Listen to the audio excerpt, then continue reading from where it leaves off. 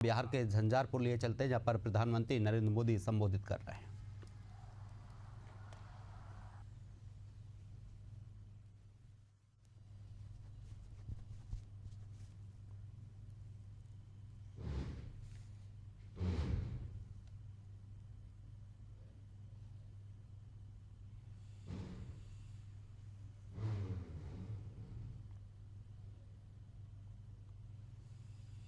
ओम शांति शांति शांति। बिहार के राज्यपाल आरिफ मोहम्मद खान जी,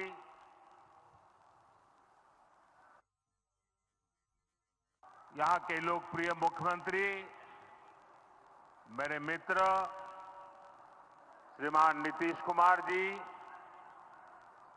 मंच पर उपस्थित अन्य सभी वरिष्ठ महानुभाव और बिहार के मेरे प्यारे भाई और बहनों, आज पंचायती राज दिवस के मौके पर पूरा देश मिथिला से जुड़ा है, बिहार से जुड़ा है।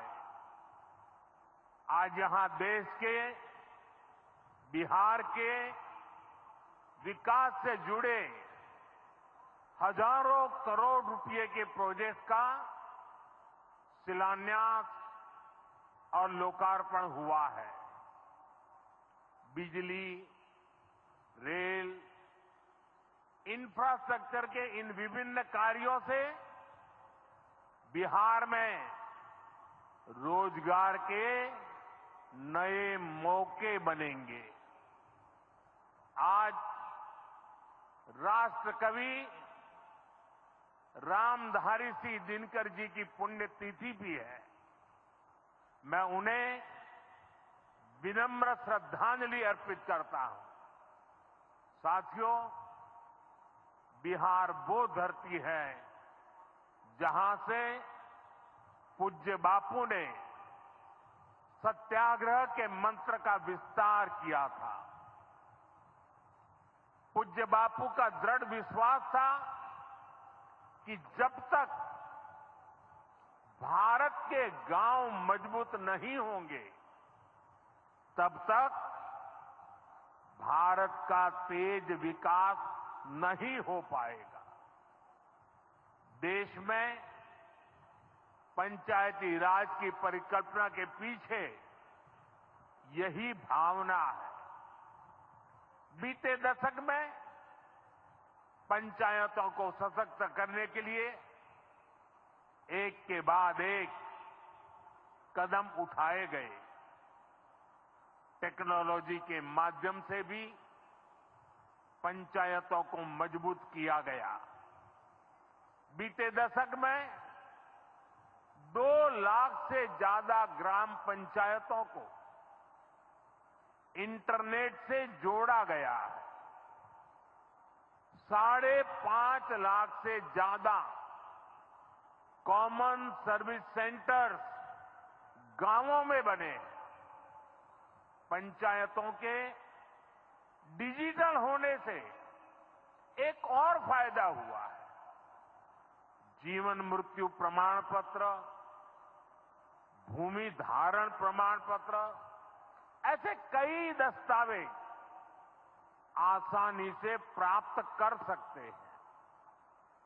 आजादी के अनेक दशकों बाद जहां देश को संसद की नई इमारत मिली, वहीं देश में 30,000 नए पंचायत भवन भी बनाए गए। पंचायतों को पर्याप्त फंड मिले, ये भी सरकार की प्राथमिकता रही है। बीते 10 साल में 2 लाख करोड़ रुपए से ज्यादा का फंड पंचायतों को मिला है।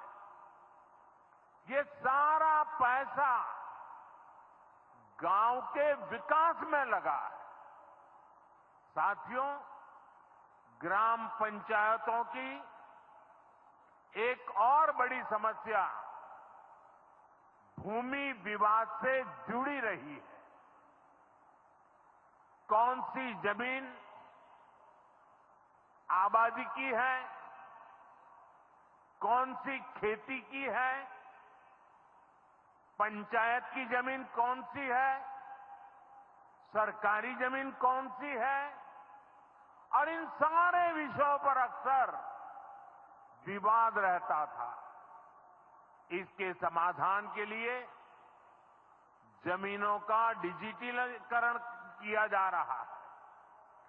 जमीनों के रिकॉर्ड का डिजिटलीकरण से अनावश्यक विवादों को सुलझाने में मदद मिली है। साथियों, हमने देखा है कि पंचायतों ने कैसे सामाजिक भागीदारी को सशक्त किया। बिहार देश का पहला राज्य था जहां महिलाओं को इनमें 50% आरक्षण की सुविधा दी गई, और इसलिए मैं नीतीश जी का अभिनंदन करता हूं। आज बहुत बड़ी संख्या में गरीब, दलित, महादलित, पिछड़े, अति पिछड़े समाज की बहन बेटियां बिहार में जनप्रतिनिधि बनकर सेवाएं दे रही है, और यही सच्चा सामाजिक न्याय है। यही सच्ची सामाजिक भागीदारी है। लोकतंत्र ज्यादा से ज्यादा भागीदारी से ही समृद्ध होता है, सशक्त होता है।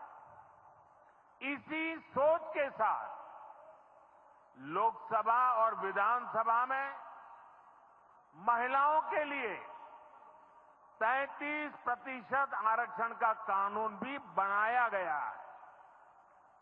इसका लाभ देश के हर राज्य की महिलाओं को होगा।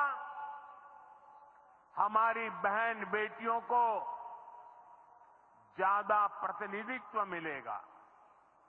साथियों, देश में महिलाओं की आय बढ़ाने के लिए रोजगार, स्वरोजगार के नए अवसर बनाने के लिए सरकार मिशन मोड में काम कर रही है।